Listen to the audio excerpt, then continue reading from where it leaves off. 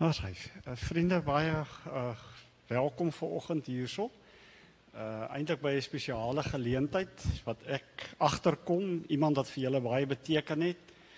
En dit is altyd lekker om so iemand se lewe te vier ook en vir die Here dankie te sê daarvoor. Vir die persone wat nou later gaan kyk uit Amerika uit, ook welkom aan julle. Louis sal nog die redigeringwerk doen en die skakel vir julle stuur, Anne-Marie. Ja, so kom ons begin en dan bid ons saam. Here, baie dankie dat ons hier by mekaar kan wees. Dankie vir 'n nuwe dag. Daar's soveel tekens van u liefde. Die feit dat ons hier by mekaar kan wees as familie en as vriende. Die feit dat u ons lewe vol maak met verhoudings. En die feit dat ons ook vanoggend kan terugdink oor Eileen se lewe en oor hoe besonder sy was en die invloed wat sy en Johan op die kinders, kleinkinders het. Daarvoor eer ons u en daarvoor sê ons vir u baie dankie. Vra ons vir u dat nou waar ons gaan uit die woord gaan saam lees, dat u asseblief ook daarin vir ons sal help, ons gedagtes sal rig. Ons bid dit in Jesus se naam, ons Here en ons Verlosser. Amen. Kom, ons gaan 'n lied saam sing, Majesty, die Engelse weergawe van Majesteit, om net te sê, Here, u is so groot.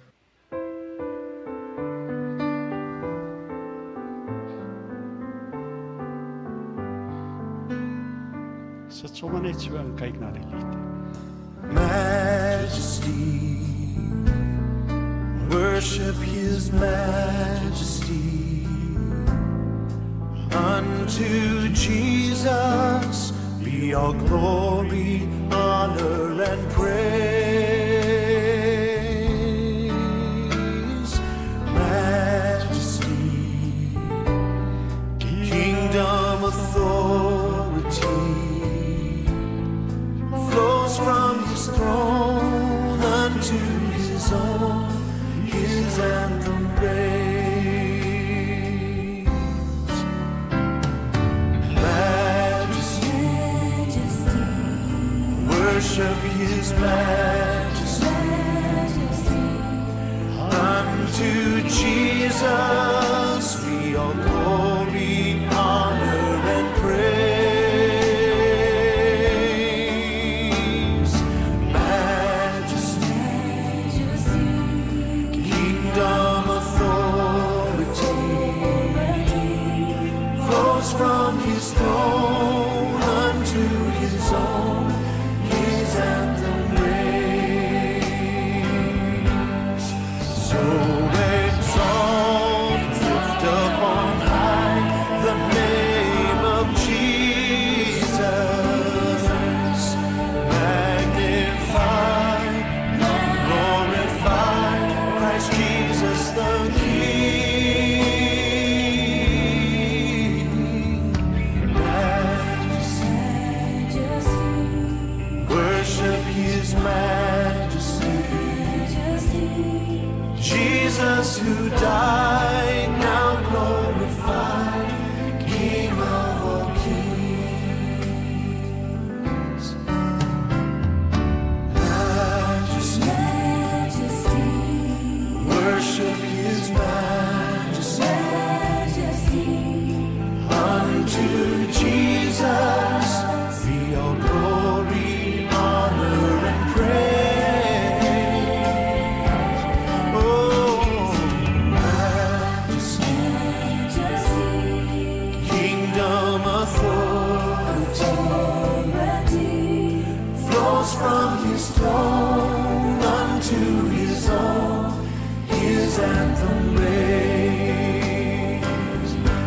So exalt, lift up on high the name of Jesus. Let's magnify, glorify Christ Jesus the King.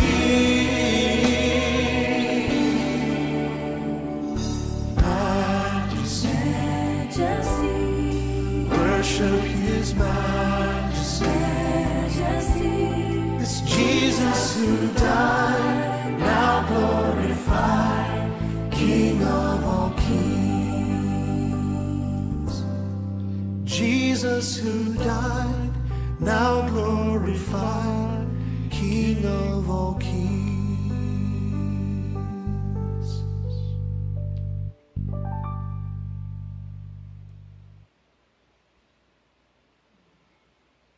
So ek wil vanoggend so 'n bietjie met julle saam gesels oor nalatenskap. In Engels die legacy wat ons agterlaat. Want dit gaan ook daaroor vanoggend wanneer ons daarna dink oor Eileen se lewe, dan dink ons eintlik oor 'n nalatenskap. Sy het julle lewe geraak op sekere maniere en dit is haar nalatenskap waaroor ons vanoggend ook hierso nadink. So ek gaan vir ons saam lees uit 2 Korintiërs 3 uit. Ek gaan eers die Afrikaanse gedeelte lees. Ekskuus as jy van julle is wat Engels is. Ek het die Engelse gedeelte ook. Ons gaan dan daarna ook kyk. En jammer dat ek die preek in Afrikaans gaan doen. Want ek sê altyd as ek dit in Afrikaans doen, verstaan die Afrikaanse mense. As ek dit in Engels doen, dan verstaan nie die Engelse mense of die Afrikaanse mense nie. So ek doen dit in Afrikaans. 2 Korintiërs 3. Paulus is besig om te praat hierso met die gemeente en gelowiges. En hoe dit gebeur het in daai tyd, as jy eintlik aangekom het by 'n gemeente, moet jy 'n getuigskrif hê. Jy moet 'n brief hê wat sê, weet jy wat, hierdie ou, hy is waardig om die woord hierso te bring. Getuigskrif. Ons ken getuigskrifte in die lewe. Wanneer jy vir 'n werk met aansoek doen, dan het jy 'n getuigskrif nodig. So die gemeente van Korinthe het toe nou vir Paulus ook gesê, hoorie sommer, waar is jou getuigskrif? En dan sê hy die volgende vir hulle. Julle is self ons aanbevelingsbrief, geskryf op ons harte, vir almal om te lees en te verstaan. Dis tog duidelik dat julle 'n brief van Christus is, deur ons diens geskrywe. Nie met ink nie, maar met die gees van die lewende God. Nie op klip nie, maar op die harte van mense. Ons sê dit omdat ons deur Christus ten volle op God vertrou. Uit onsself is ons nie in staat om iets te bedink asof dit uit onsself kom nie. Ons bekwaamheid kom van God, wat ons bekwaam gemaak het om bedienaars van 'n nuwe verbond te wees. Nie van die letter nie, maar van die gees. Die letter maak dood, die gees maak lewend. Kom ons lees die Engelse vertaling daaruit, die Good News Translation. You yourselves are the letter we have, written on our hearts for everyone to know and read. It is clear that Christ himself wrote this letter and sent it by us. It is written, not with ink, but with the Spirit of the living God, and not on stone tablets, but on human hearts. We say this because we have confidence in God through Christ. There is nothing in us that allows us to claim that we are capable of doing this work. The capacity we have comes from God. It is He who made us capable of serving the new covenant, which consists not of a written law, but of the Spirit. The written law brings death, but the Spirit gives life. Dit is hierdie ding van 'n getuigskrif waarvan Paulus hierso praat en ek wil so 'n paar gedagtes net so rondom dit deel oor 'n getuigskrif. 'n Ware getuigskrif is meer as papier. 'n Mens kan vreeslike mooi dinge op papier sit. Maar die regtige getuigskrif in die lewe is eintlik 'n mens se lewe. Dit wat jy leef. En so 'n getuigskrif is meer as papier. En Paulus sê dit ook vir hulle.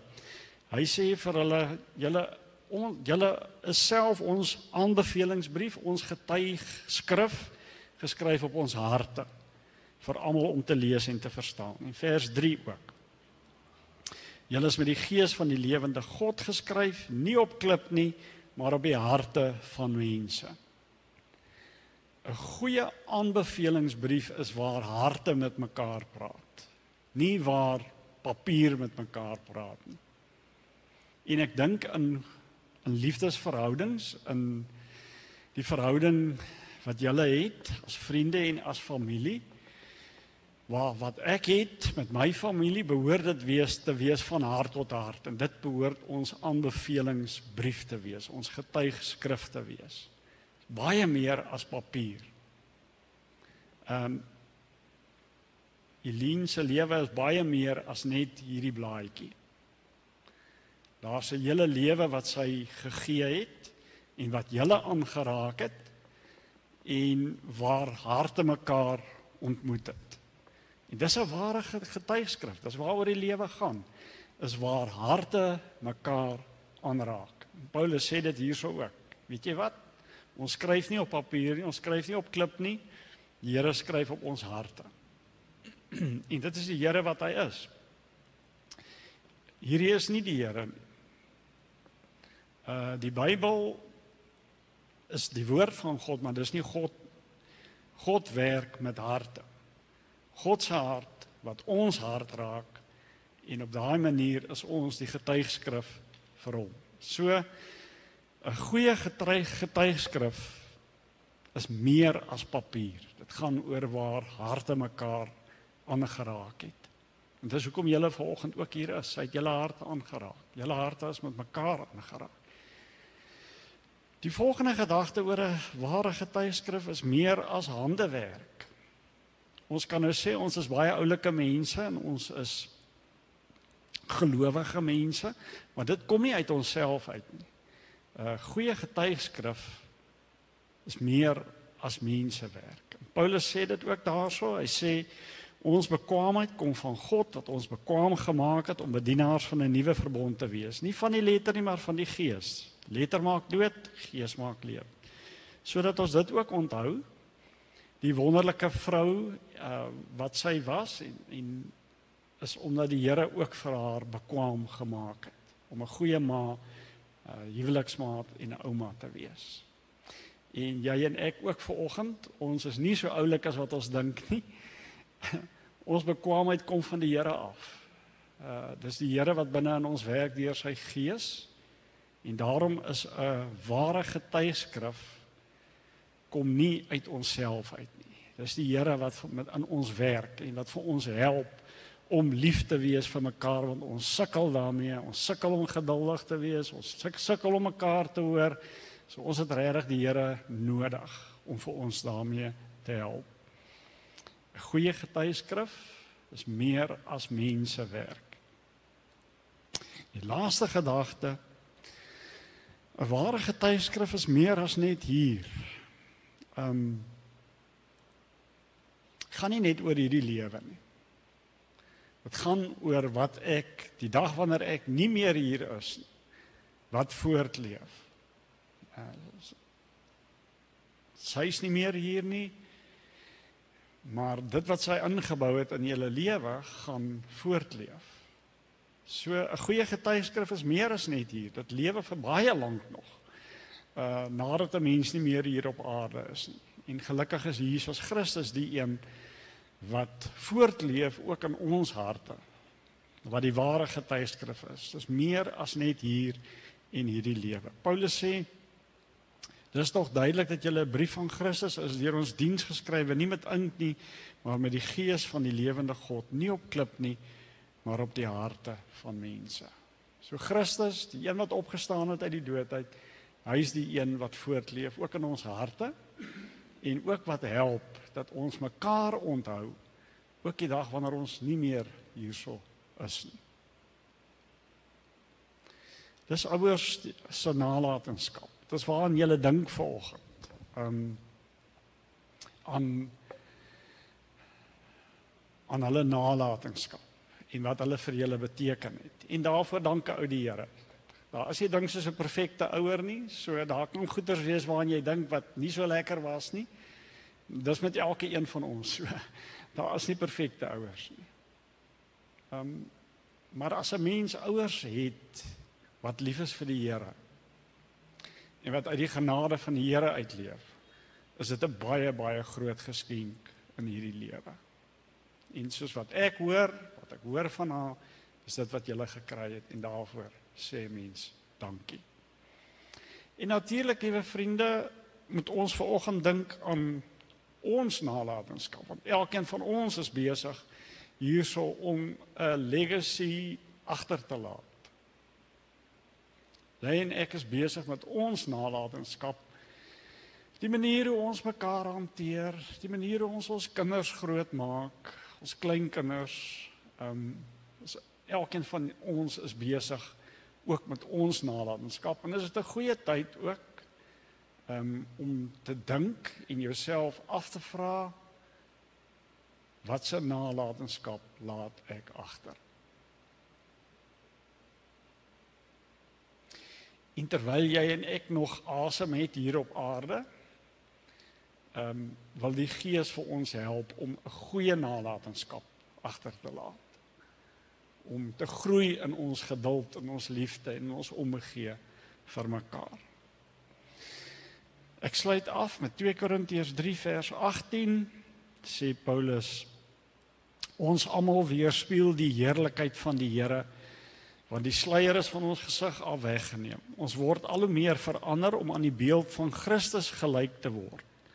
Die heerlikheid wat van ons uitstraal, neem steeds toe. Dit doen die Here wat die Gees is. Met ander woorde, ons is besig met ons nalatenskap, en in hierdie nalatenskap as kinders van die Here straal ons al hoe meer iets van Jesus Christus uit vir hierdie wêreld. Uit ons eie uit? Nee, dit doen die Here wat die Gees is. So, dankie Here vir Eileen se nalatenskap in julle lewe, en Here help vir ons, waar ons besig is met ons nalatenskap, dat dit sal wees tot u eer en u verheerliking. Amen. Vriende, ons gaan nou so 'n bietjie aanbeweeg na meer 'n onthou van haar lewe. Stefan, ek dink, kan ek jou aan die woord stel, is jy reg om met ons te praat, en dan moet julle maar regmaak die wat nog iets wil sê. Annemarie, ek dink jy het ook gesê jy sal ook graag iets wil sê. Maar ja, neem die vrymoedigheid en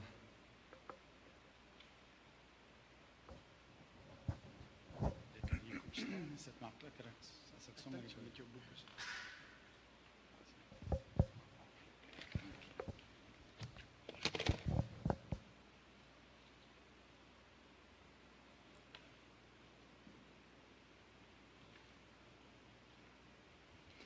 Annemarie het vir my 3:30 terug gesê ek moet praat, so, en sy sê ek sal gereed wees, so ek is gereed.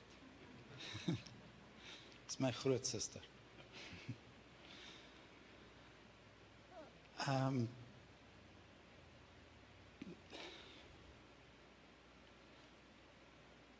If I shed a tear, it's because of happiness.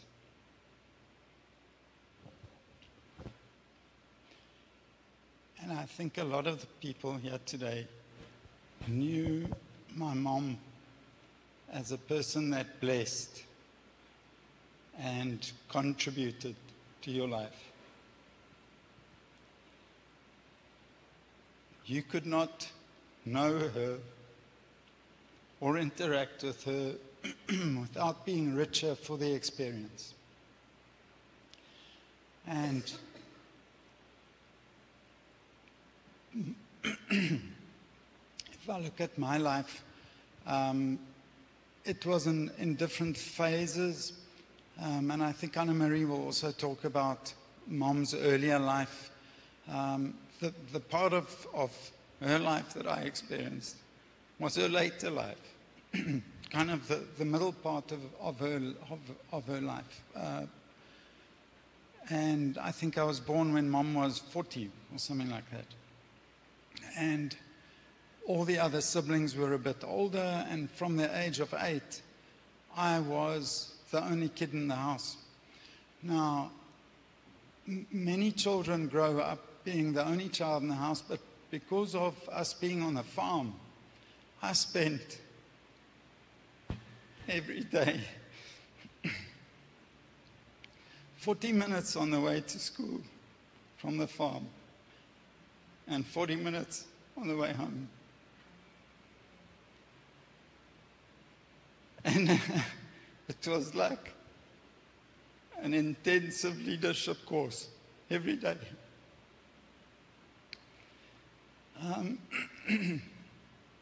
If I can just say words that come up when I think of Mom.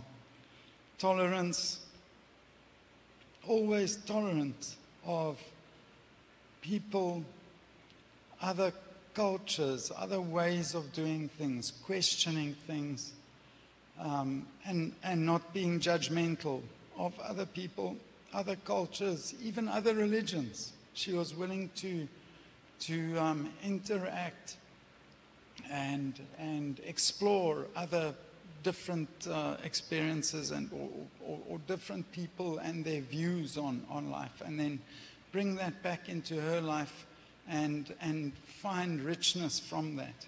Kindness. I never saw her not being kind to anyone. Love and compassion. I think a compassion for the person who is suffering and struggling. And I'll come back to that later. Immense wisdom. Incredible inner strength. I never saw her complaining or complaining about circumstances, external circumstances that had an impact on her life. And we know they had a tough time on the farm. They, in my younger years, that life on Bergendal was tough. They didn't have money. The droughts, the fires, the uncertainty of day to day. There were times when a teacher's salary pulled them through. Laughter. Excuse me. Laughter.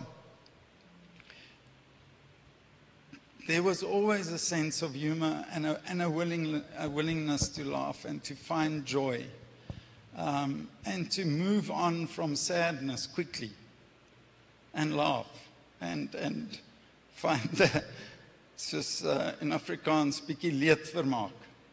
Jy weet, as jy to laugh at yourself and to laugh at the circumstances and move on.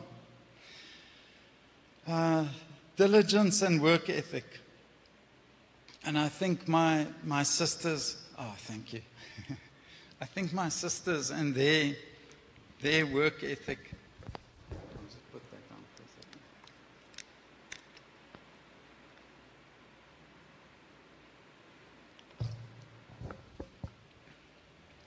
I think my siblings are much better examples of the work ethic than what I was. That she instilled in us just a sense of diligence. Just work. Just get on with it. Stay busy. And then through it all, selflessness. Now, very often when you experience people who are like that, it's kind of in a way that is self-centered or is self-inflicting of, look how good I am, look how kind I am, and look, I'm helping these people, and look, I'm helping this organization, and look, I did this good work, and look, there goes a person in life that I helped. And Mom wasn't like, well, I never saw her ever acting in that way. For her, everyone was equal. So at school, what I often experienced is that, and I got told this later in life, where kids that had been to school with us would come and talk to me, and they were difficult kids. These were the naughty kids in school and in town. These were kids that had been expelled from other schools that moved to our school. So they were difficult to get along with. And some of them were damn scary. You'd have boys that were physically large, aggressive types. And then they'd come and explain to you how mom would just talk to them and support them and accept them. And for some of these guys, it literally changed their lives. Just the fact that they got that acceptance, got the chance, and then got allowed to move on. Now, that was something about her also, is that there was no drama or emotion. I think you could sometimes experience mom as a little bit of an emotionless person, in spite of all this love. It was just carry on. Just do it. You know what you have to do. So do the right thing. And there's not going to be a big fireworks show for you when you do it. No one's going to pat you on the back when you've done the wrong thing. I'm sorry, when you've done the right thing. No one's going to pat you on the back when you do the right thing. No one is going to build you a monument for your suffering. But just carry on and just do it. Do what you know is right. There doesn't need to be drama around it. And from that perspective, sometimes you could wonder whether she was not very emotional, but I think it was just a different way of expressing it, because she definitely had a very, very deep sense of love for everything and everyone around her. Things that I learned from her in these intense leadership moments that we had in the car was how to observe people, how to read people, put yourself in their shoes, listen.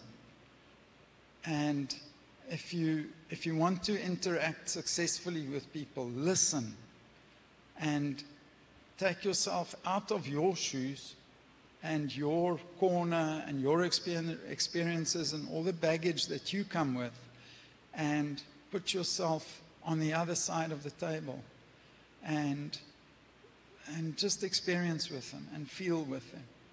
And when you do that, you're able to lead.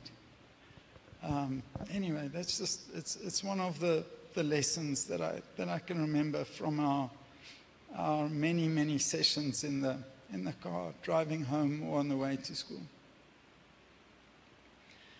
And then, lastly, one last thing that stood out for me, or that I remember, is just mom's loyalty. I don't ever recall her speaking ill of another person. I can't recall, you know how people have best friends? I don't even know who mom's best friend was. She was just friends with everyone. She didn't have one person that she just hung out with and I share only with you. It was just, there was just openness in general. And from that, the loyalty and the love for Dad.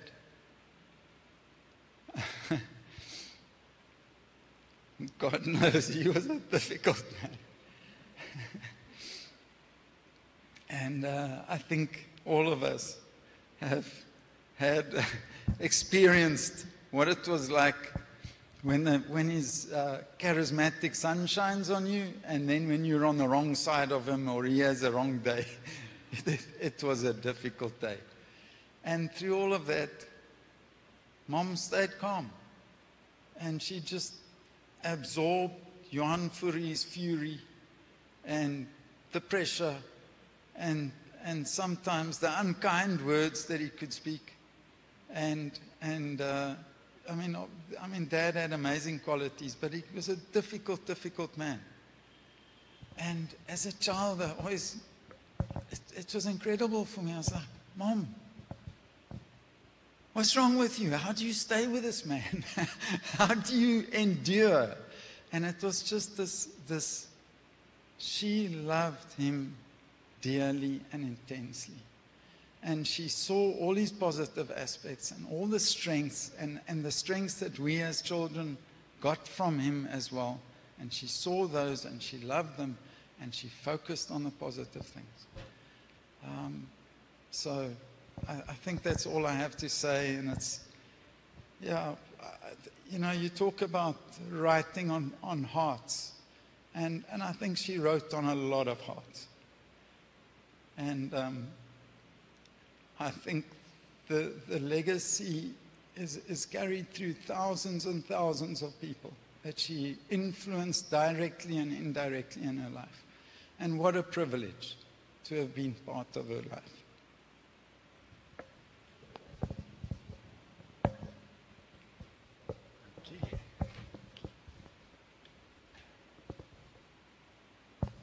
Dis hy. Dankie Stefan. Annemarie.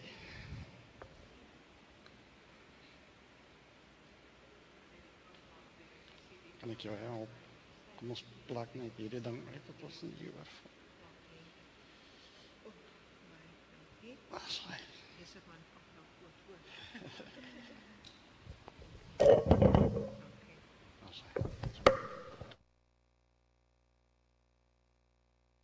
Baie dankie vir die geleentheid. Die boodskap wat ek vandag wil gee eintlik oor my ma is veral ook vir Julius hulle wat daar in Amerika is. Ek weet julle gaan ook saam luister en weet net dat ons aan julle dink. Ons weet julle is in die gees teenwoordig hier by ons. En ons wil net vir julle sê ons is baie lief vir julle. En ons weet sommer ook julle is net sommer hier by ons. In elk geval, ek gaan meer praktiese dinge sê oor my ma, maar dit is ook presies wat Stefan gesê het, is haar wonderlike gedrewenheid wat sy gehad het. You know, boldness is driven by love. It actually stands in the Bible. Boldness is driven by love. And I always think of King David when I think of boldness. And this was my mom. I had certain interactions with my mom which had a lot to do with sort of, if I say staccato, but certain aspects in life where she just came in and gave me sort of a very sharp insight into certain situations. Because sometimes one would battle with a certain situation and she would just say to you, Annemarie, I think it's that. And it was absolutely on the dot. And it's true, Stefan, as you say, it was always as she was going along, she was always running along, and it was at times you were with her, at times other people were with her, but it's always as she was having an insight into what the situation was, it was as though she was thinking about your situation, giving you insight and running on to the next situation. One thing with Mom that was so interesting is around our table, we were always speaking about politics and things that was going on in the world. Nothing was just a normal conversation. And the other was, so in other words, as from childhood, we were always busy thinking, always busy analyzing situations. And it's true, Stefan, as well, as to have interaction with people. People were very, very important to Mom. But the other that I've also realized, the other day I came upon a scripture, and you know, I just thought to mention it. It was when I saw it, I immediately thought about Mom and Dad. It's actually in 2 Chronicles 3, and it's the others at 2 Chronicles 29. And there are 2 persons, it's about 2 pillars that were built into the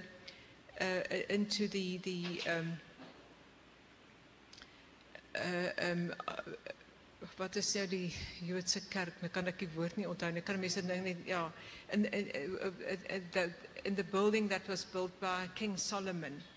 And the one pillow's name is Jachin, and the other is Boaz. Now Jachin means he establishes, and Boaz, in him is strength. And I think of Mom and Dad, the both of them. Dad was the one who always stood solid. Dad stood solid. You just didn't dare cross him. Not that he was cruel. Dad wasn't cruel, but Dad was not a person, if that was his inner thought about something, that is what he would stand for. And I think Jan, my cousin Jan, is like that. There he sits. He's like my dad. I think you're more like my dad. You know, he's a part of our brothers. You're very much like my brother Jan. And if I think with my mom again, my mom needed somebody like my dad because my mom was so creative and running around with things. I can once remember, Stefan, you'll remember, that Mom nearly bought into a place here along the north coast. Ja, ek sien jou kop vas. And she actually had the contract already. And it was totally wrong. She would have sold out Dad. It would have been devastating. Now, Dad was so clever. What he had done, he said to the person, he said, just give me that contract that I can see it. And he tore it up before all of them to nullify just there. Now, my Jan, you know, he just laughed. He said that was the best example of anybody nullifying a contract. And, but that was, they needed one another. That's why I just realized that the one needs the other. And it's sometimes a very opposite pole that needs a very other opposite pole to make a whole. And I just need to say something about all of us as a family. Firstly, Benjamin, who's not here today, Benjamin was the glue of our family. He was of our children. When we were in Switzerland, long before your birth, Stefan, long before even Julius's birth, Julius in America, sorry, it was just the four of us at the beginning. And in Switzerland, we would all climb into Benjamin's cot, because when you were with Benjamin, you felt peace. You were happy. And many times my mom would come to us and she would say, but why are you here in this cot? We just love to be with Benjamin. Because Benjamin had a wonderful special quality. And I'll never forget once when Johan, when he was small, playing with Lida, and he's playing a bit rough, Benjamin would come and he would say, ag, maar sy is net 'n ou dogtertjie. Sy is net 'n ou klein dogtertjie, and he would protect her. And that's the way Benjamin was with my mom as well. And the last a few years when she was in Bellenoy, I can just remember how he would sometimes just look at me and I would say something and he would say, oh, Anne-Marie, she's just our mom. But the way he said it, that love and that every day he used to quickly just pop in, just even for 10 minutes. Everybody in Bellenoy knew Benjamin. And Benjamin and Ricky had done so much for Mom. Actually, Ben and Ricky had done so much for us as a whole family. Isn't that, Stefan? So too. And if I think how Benjamin used to carry you around, and we used to play with you. You were our doll. and he used to just love it when we played with him. But the other was as well as, and I think Marlene and Robin again, you had a wonderful input in Mom's life. And that time, what was crucial, and that was when Mom moved to Johannesburg, and Mom actually needed protection then, because she was so active. Mom was a good-looking woman, and you can think. And the problem was that if she had the wrong person, that she was people that became interested in. Marlene and Robin had a wonderful way of protecting her, giving her insight. And I think Marlene also with her sharpness of mind and being absolutely focused on whatever the problem is at that moment, it was very good with her to rectify Mom, to be careful with what she was doing. Mom did need protection, because I used to always, as a young girl, when we were on the farm, then she was wearing very sort of modern slacks. I would say to Mom, you can't go out of those slacks. I was an old lady looking after my mom. I said, you can't do that.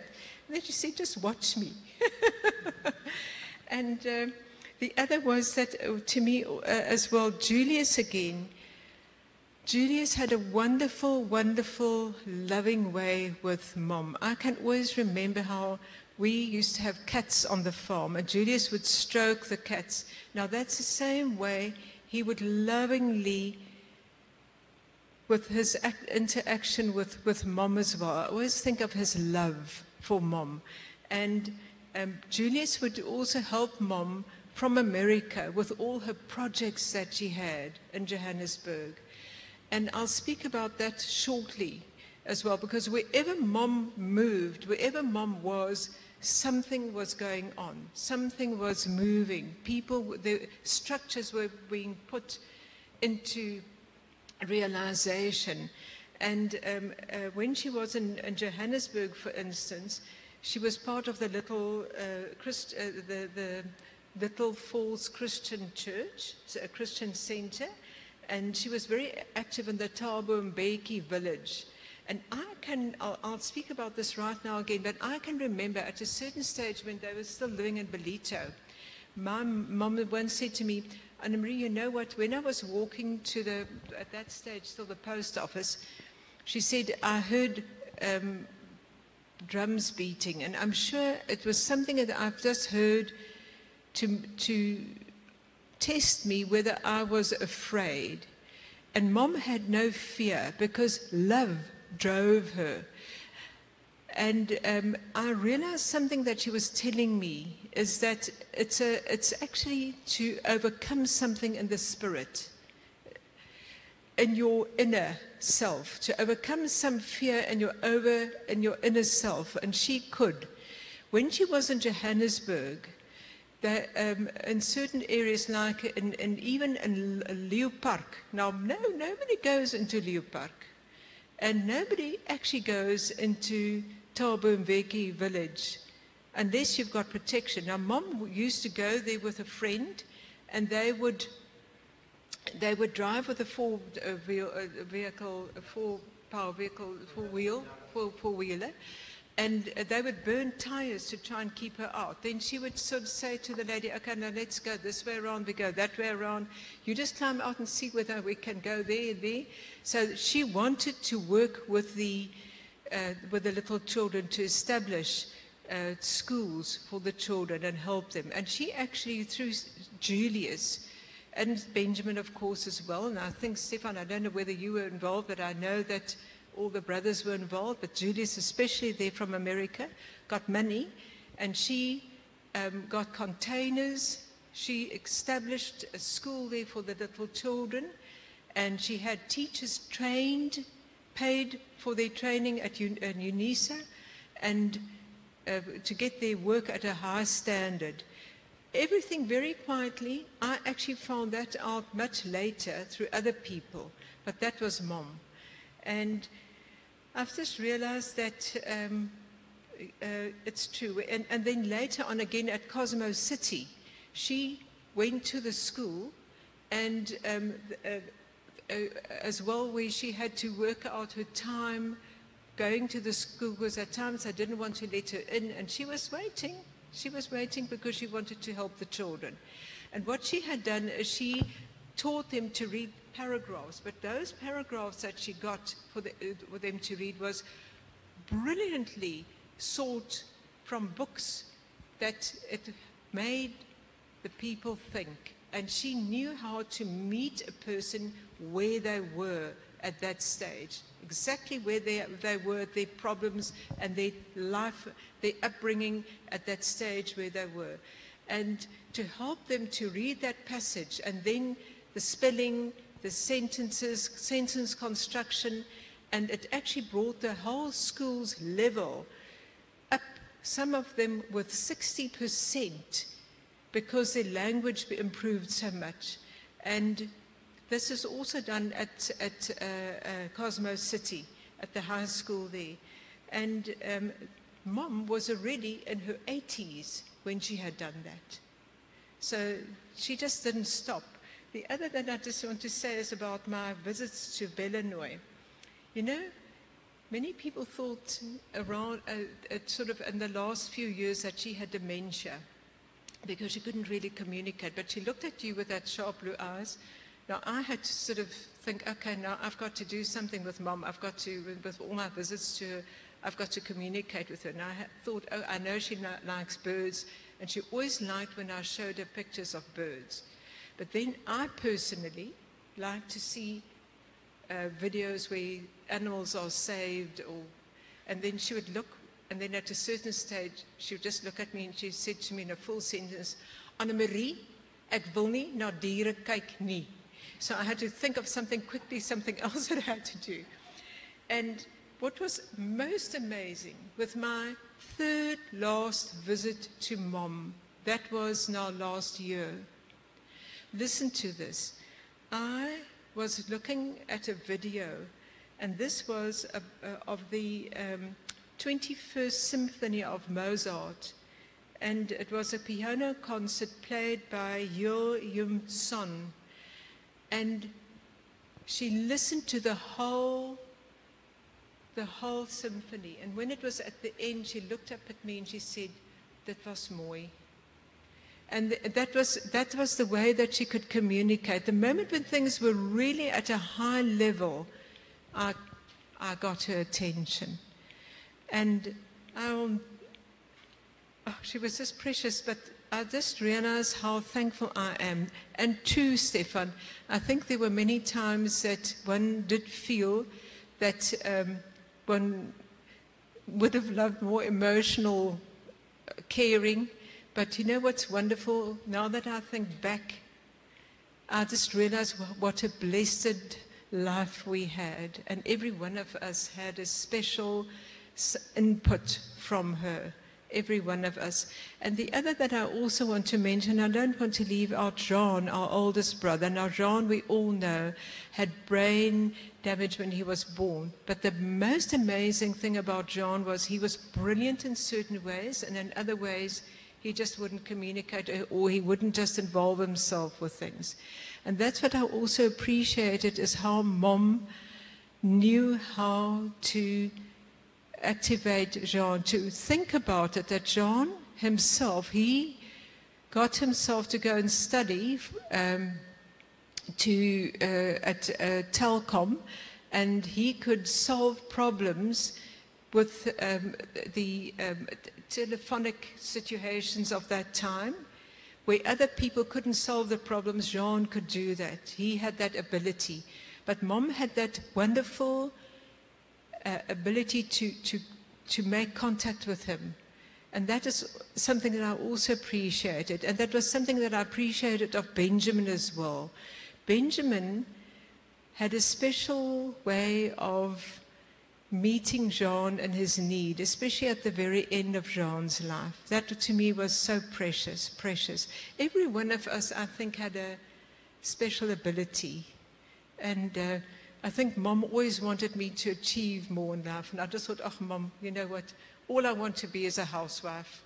And I was a happy housewife. I loved it. I wouldn't love to be anything else. And I was still organizing even with that, wherever I went. But the fact is, it's so wonderful. And I just realized it's because we're part of Mom and part of Dad. And yes, we're very, very blessed. We had a blessed life. Yes, and I'm just so thankful for my parents, both of them, both my parents. Thank you.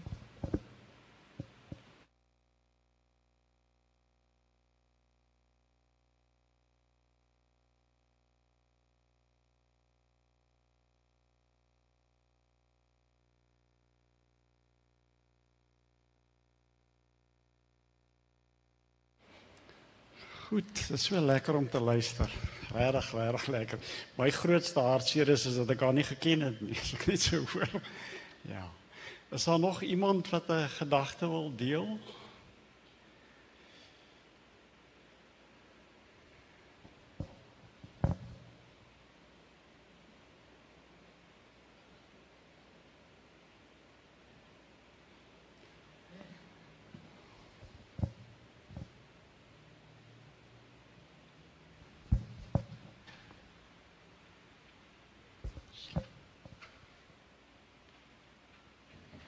So my brother and I, shown over there, knew Eileen as Oma C, because when we would visit her, it would be at the beach, and that was the big attraction, was to see the sea and go and play at the beach.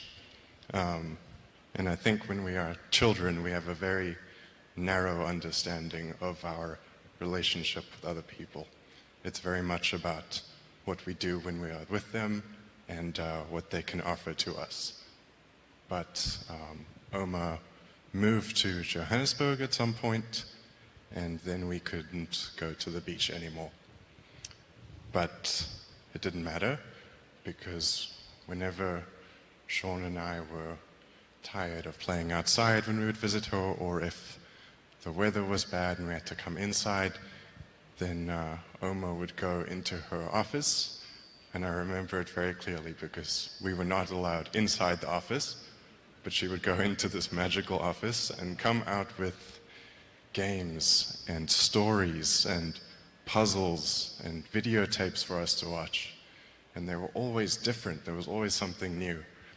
And I think we got a lot of joy, and we felt very special that there was always someone that could produce these amazing things for young children to learn from and to play with.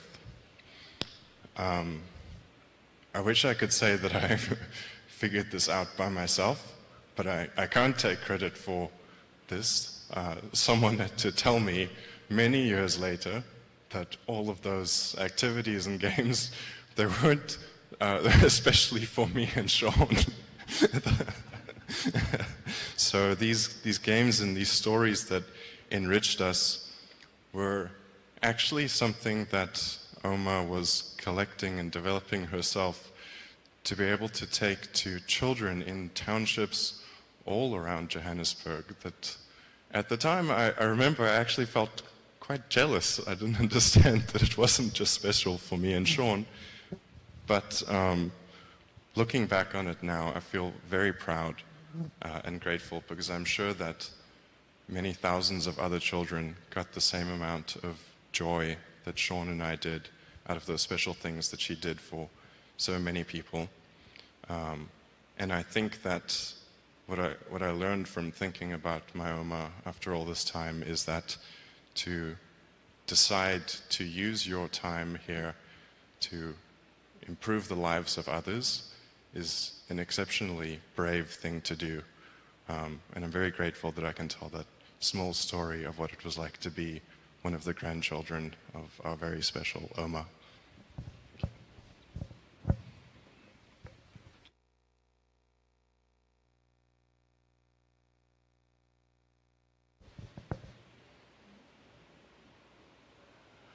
Goed. As julle reg is, dan gaan ek nou vir ons 'n gebed doen. Dan gaan ons uitbeweeg daar na die muur van herinnering toe. Gaan ons die as in die nis plaas en dan gaan ek daarso net so weer 'n woord of twee. Wie nog ietsie sê? Ja, kom. Hallo.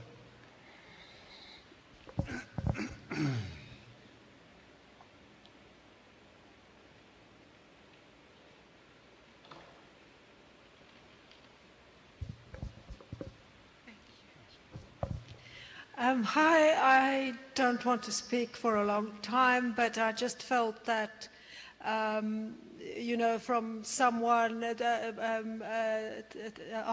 Auntie Eileen or Tannie Eileen was my aunt, but she was also my godmother, and meant a lot to me when I shared a flat with Marlene in Johannesburg, and we were, not in Durban, and we were on the farm just about every second, if not every weekend.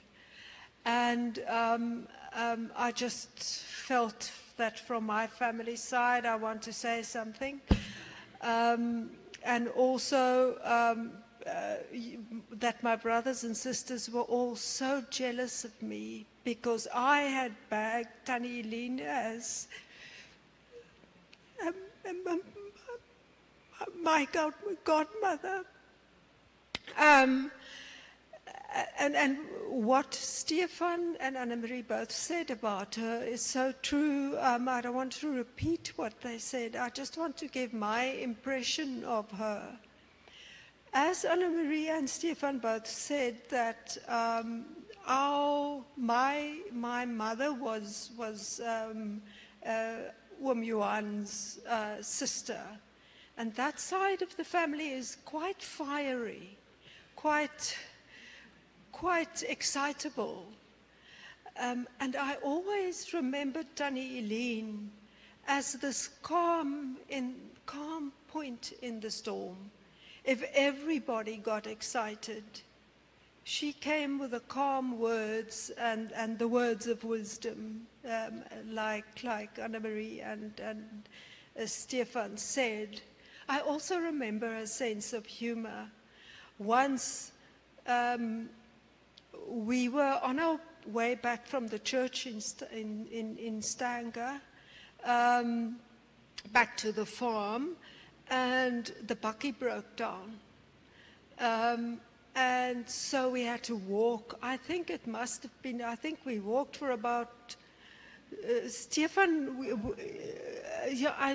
quite far. But we laughed all the way because she kept us going. She kept us, well, I was already in my 20s, so I wasn't that incapable. But I just remember that it actually, and it was hot. It was in summer, and you know how hot it can get up there. But we laughed all the way. So. And also, yes, later in life, we always, my husband and I and my son always came down to the North Coast for holidays. And I remember so well that office that I think Lance spoke about. She also went in there and got my little boy, he was 3, 4 at the time, all these fantastic games, and everything that she did was with so much love. She welcomed my family into her house as if I was one of her children, and I'll always remember that. So yeah, that's what I have to say. Okay. Kom ons sluit die oë en dan bid ek vir ons. Here, baie dankie as ons so al die getuienisse hoor oor liefde en omgee, dit wat u binne in ons plaas, dan wil ons net vir u eer daarvoor. Dankie daarvoor. En ek het ook nou gesit en dink, Here, hoe dit ons moet motiveer om ook daardie kwaliteite uit te leef, ook daai nalatenskap na te laat. Help vir ons asseblief daarmee. Dankie Here Jesus, dat u die opgestaande Here is, en dat u hier by ons is, en dat u ons ook versterk op ons lewe hier op aarde. Dankie daarvoor. Ek bid vir die familie, dat u ook in hierdie oomblikke vir hulle sal troos, en ja, dat hulle ook, dit wat hulle hier deel, die lekker gedagtes, die mooi herinneringe, dat dit sommer net vir hulle sal troos. In Jesus se naam bid ons dit. Amen. Goed, Annemarie, ek dink julle kan die as, en dan beweeg ons uit daarso.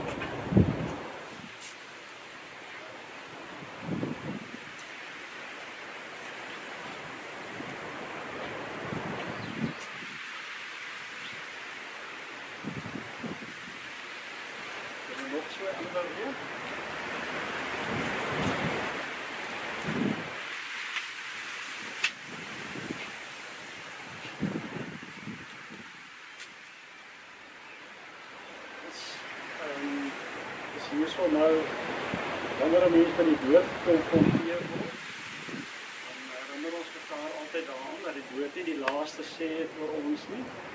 Jesus het gesê wie in hom glo, sal lewe al het hy ook gesterwe. En dis ons troos ook hierso, ons is hartseer, maar ons is nie hartseer as mense sonder hoop nie. En ek het sommer net weer ook gedink oor haar lewe, hoe julle nou gepraat het, toe herinner dit my aan 2 Korintiërs 5, waar Paulus die volgende sê, we are ruled by the love of Christ. En dit lyk vir my nogal asof dit die ding is wat vir haar gedryf het in die lewe, die liefde van Jesus Christus. Now that we recognize that one man died for everyone, which means that they all share in this death. He died for all so that those who live should not longer live for themselves, but only for him who died and was raised to life for their sake. Ons lewe nie meer vir onsself nie, en ons kan in sy opstanding kan ons deel. Hy het gesterf vir ons, maar hy het ook opgestaan vir ons. En dis ons ook glo dat daar sy is. So, ek gaan nou vir ons 'n laaste gebed doen.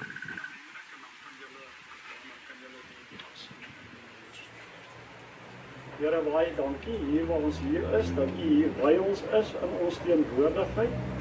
Dankie dat U die lewende God is, dat U die dood oorwin het, en dat U ook hier vir ons die versekering gee dat al sterf ons, lewe ons nog saam met U. Dankie daarvoor.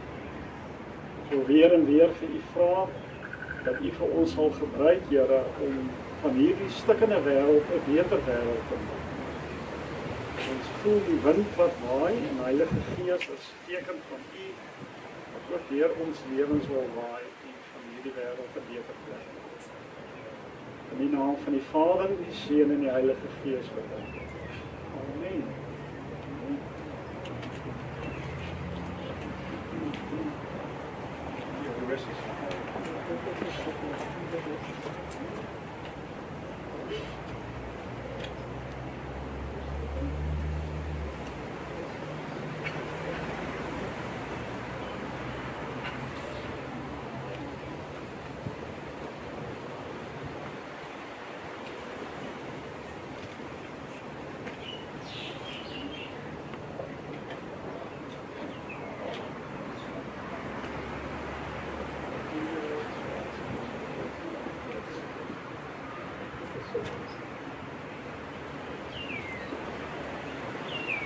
So nou die steentjie opsit en dan het Annemarie gesê asseblief julle moet gaan kuier by Brietjie. Sy het moeite gemaak, reg gemaak vir julle dat julle lekker kan saam kuier. Ja.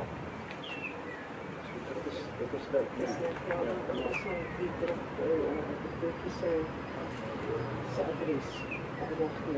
Ek het dit saam al. Ek is koelrank en die sit ook saam om te drink. Goed, baie dankie. Baie dankie.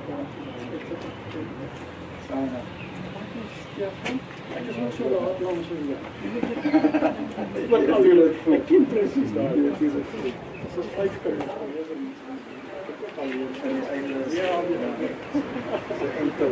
Ja.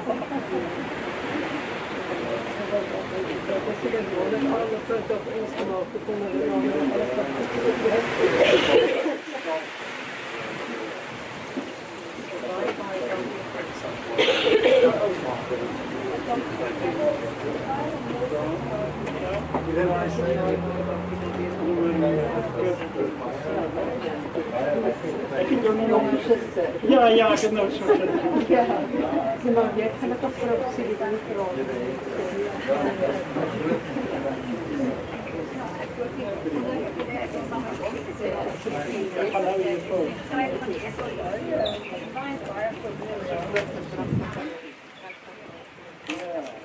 Bye bye.